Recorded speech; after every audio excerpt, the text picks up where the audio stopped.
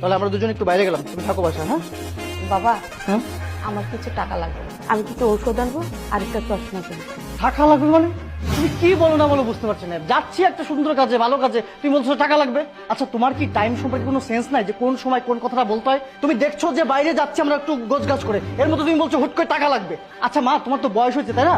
এই বয়সে তো একটু অদ্ভুত সমস্যা হবে, এটা হবে ওটা হবে, তাই বলে কি প্রতিদিন কি আমি কি এই যে প্রতিদিন কি ওষুধ কিনে দেবো নাকি? আমরা কি অত টাকা ইনকাম করি নাকি? হুটহাট করে এমন এমন কথা বলো না। এক জায়গায় যাচ্ছি, মুখটা দিল নষ্ট করে।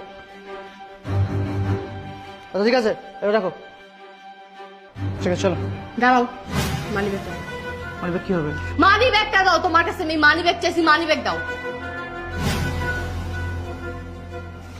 কি করতেছো তুমি? মা ধরুন, আপনাকে নিতে বলছিলেন। মা, এখানে 4000 টাকা আছে, আপনি আপনার ওষুধ আর চশমা লাগলে কিনে নিন।